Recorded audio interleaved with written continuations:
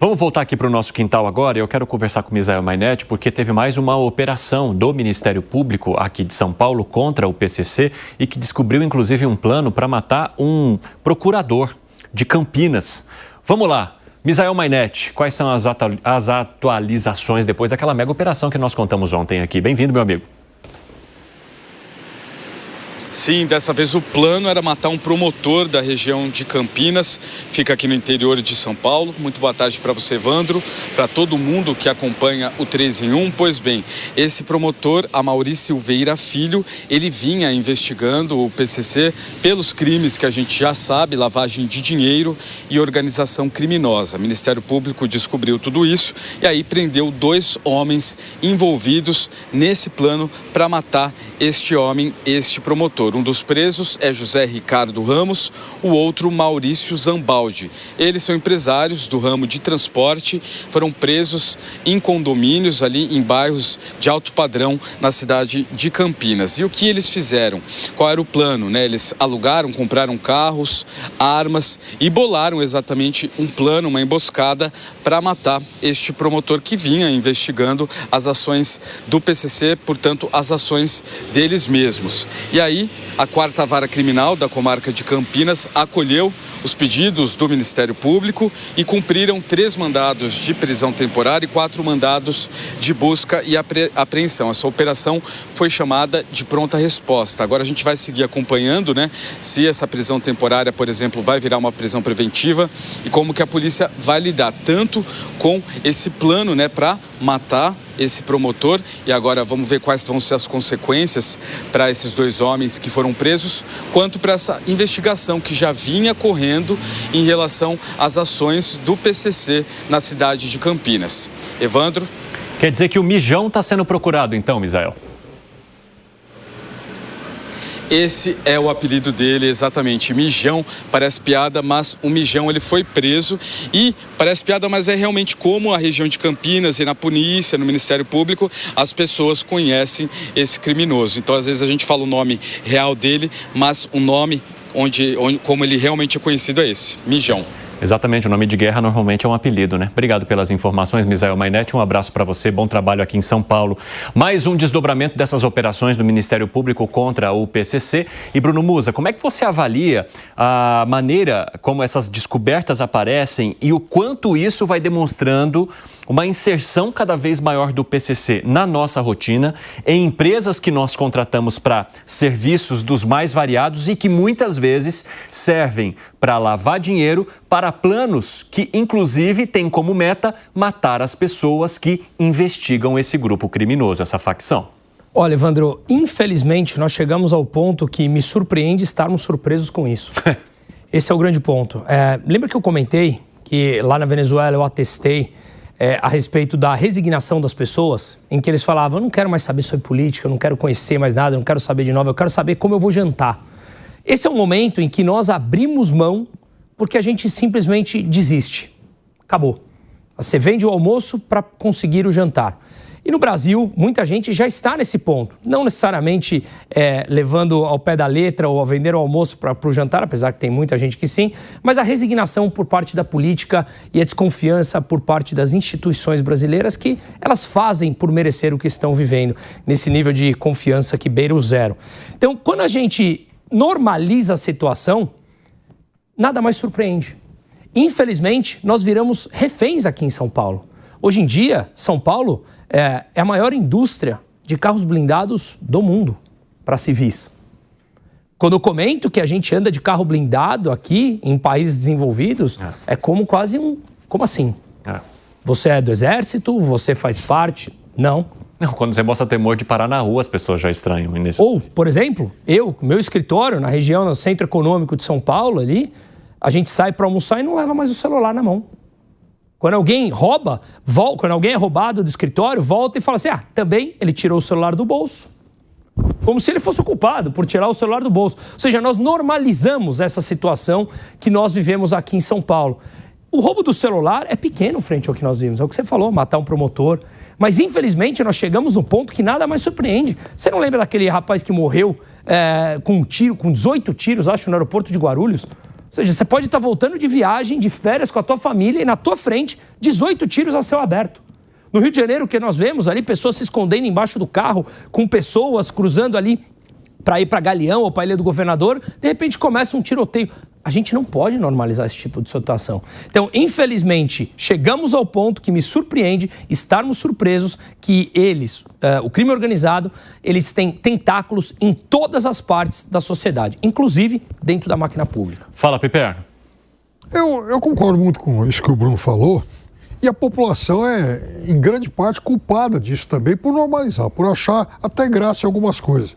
Eu já citei aqui um exemplo de que houve um tempo em que eu trabalhei, né, num outro canal de televisão, e a rua, no fundo, né, ao lado desse canal, do quarteirão do canal e tal, é uma rua em que ela foi dividida em várias vagas de estacionamento, com vagas lá em, 90 graus, pintadas lá, bonitinho e tal, explorados por sei lá por quem, um bando na rua.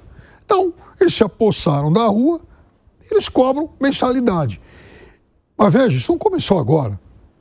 Eu conheço isso há 20 anos. E naquele tempo o esquema já era antigo. O que a Prefeitura de São Paulo, o que as autoridades de segurança fazem? Coisa nenhuma. E eles sabem e são coniventes com esse tipo de coisa. Porque eu estou dando um exemplo, mas qualquer um de nós é capaz de citar um monte. Então eu estou citando algo que ocorre no nosso microcosmo. Agora, quando a polícia faz, quando as autoridades fazem uma operação como essa de ontem e chegam aos bancos, chegam ao coração econômico, aí a gente já está se aproximando, então, da cobertura do esquema. O que quer dizer o seguinte, que a corrupção disseminada e normalizada na sociedade brasileira vai do fulano do estacionamento e a prefeitura não fala, a prefeitura, estou citando até o endereço praticamente, até os bancos. E ninguém faz rigorosamente nada. Então, é óbvio que essa é uma sociedade que está absolutamente contaminada com isso. Como vai fazer, eu não sei. Inclusive, a Receita Federal publicou uma norma exigindo mais segurança e transparência das fintechs depois dessas operações. A Janaína Camelo vai explicar para a gente quais são essas medidas, para depois a gente continuar com o nosso debate. Conta aí, Jana. Pois é, Evandro, porque além de usar toda a cadeia de combustíveis, os criminosos aí, essa organização criminosa, PCC especificamente, lavava esse dinheiro usando diversas fintechs, diversos fundos de investimento, né? Tanto que os auditores fiscais que participaram ali da coletiva anunciando a mega operação ontem disseram que o setor de inteligência da Receita Federal foi essencial para descobrir o caminho do dinheiro e chegar até o patrimônio desse dinheiro que foi obtido de forma ilegal. O ministro da Fazenda também reforçou a necessidade de sempre mobilizar esses ativos para não permitir que o dinheiro continue ali à disposição de, mesmo que criminosos sejam presos, aí outros criminosos poderiam ser substituídos e usando ali toda essa cadeia de dinheiro. As fintechs, só lembrando, elas são empresas que usam tecnologias de ponta para oferecer serviços no mercado financeiro, não há necessidade de agências físicas para isso, então há muita facilidade ali no acesso a empréstimo, abertura de conta, enfim, toda uma facilidade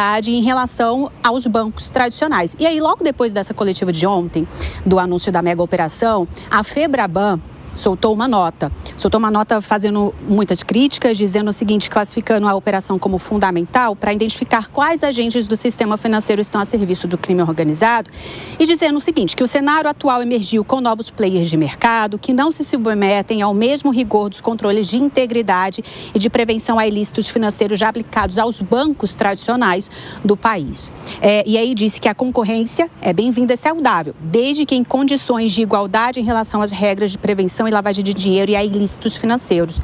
Depois dessa nota publicada, no fim do dia, a Receita Federal, então, publicou uma nota em resposta também à Febraban e disse o seguinte, afirmando que as fintechs têm sido, sim, usadas para lavagem de dinheiro pelo crime organizado porque as regras seguidas por essas empresas são muito mais flexíveis do que as que são submetidas aos bancos tradicionais, as instituições financeiras tradicionais. Então, a Receita anunciou que vai agora estabelecer novas obrigações de transparência e de obrigatoriedade de informações com relação a essas fintechs. Então, segundo a Receita, a nova instrução normativa vai ser publicada uma instrução normativa direta e didática, segundo a Receita Federal, deixando claro o intuito de combater o crime. São 4 artigos, especificamente, Evandro, ela é bem sucinta, mas em linhas gerais ela diz o seguinte, deixando o intuito de combater o crime e afirmando que as fintechs estarão sujeitas às mesmas obrigações das instituições financeiras tradicionais a partir de agora, justamente para tentar combater aí essa lavagem de dinheiro por meio das fintechs. Valeu, Jana. Até mais. Ô Bruno Musa, os bancos hoje têm um controle muito mais rigoroso das instituições do que as fintechs? Tem, no geral sim. Algumas questões regulatórias do próprio Banco Central que a instituição ela deve cumprir e que as fintechs têm mais flexibilidade. Por exemplo, um índice que é olhado pelo mercado, por exemplo, o índice de Basileia, que é basicamente quanto que um banco precisa ter de liquidez frente ao seu patrimônio líquido. É algo mais técnico, mas sim, o Banco Central ele regula muito mais os bancos, até por questão de liquidez, de segurança, do que uma fintech que muitas vezes ela é uma empresa menor, mas que com esse novo mercado digitalizado, ela ainda não entrou nesse tipo regulatório. Ô Zé Maria Trindade, você entende que com essas regulações agora da Receita Federal e também com as falas do governo federal de intensificação das operações, haverá um combate maior à lavagem de dinheiro e uma resposta à sociedade que tem cobrado bastante esse governo quando o tema é a segurança pública? Pois é, eu já disse aqui, eu fiquei surpreso quando, há cerca de 20 anos atrás, o deputado Eduardo Jorge apresentou um projeto acabando com o dinheiro físico, né? O dinheiro de papel.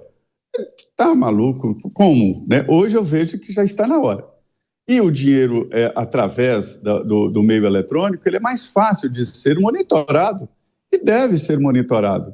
O dinheiro, ele não pode correr livremente sem saber a origem, porque isso desmonta todos os critérios que nós vivemos até hoje no mundo liberal, no mundo capitalista, mas não é uma terra sem dono e sem ninguém, porque o dinheiro solto, sem uma regulamentação e sem um controle, se transforma numa terra fértil para criminosos, né? O governo fala tanto em soberania e nós convivemos hoje com falta de soberania em várias cidades. Já existem cidades no interior com locais sem soberania, porque a soberania está nas mãos do crime organizado. O Rio de Janeiro, pelos últimos cálculos ali, cerca de 20% do estado do Rio de Janeiro está sem soberania, ou seja, a soberania nas mãos dos bandidos, nas mãos das facções criminosas. Esta é a nova realidade. As invenções chegam e aí ninguém sabe exatamente como lidar. Por exemplo, hoje, né? Nós aqui nos meios tradicionais, cheios de regulamentação, nós somos mais regulamentados do que bomba atômica, né? E aí vem um concorrente sem absolutamente nenhuma regulamentação, sem nenhuma responsabilidade. E há uma concorrência. Ou nos levem para lá ou trazem eles para cá. Eu entendo que a Febraban está corretíssima. Deveria dizer esse texto. Você ou leva os bancos para as condições das fintechs, ou leva as fintechs para as condições dos bancos. Veja bem, tem fintech aí que é maior do que banco já. E tem case internacional de fintechs no Brasil. É porque é sempre assim. Quando se facilita o início de uma tecnologia, não sabe onde parar. Quando que ela cresceu? Quando que ela se transformou autossuficiente? Não tem esse limite.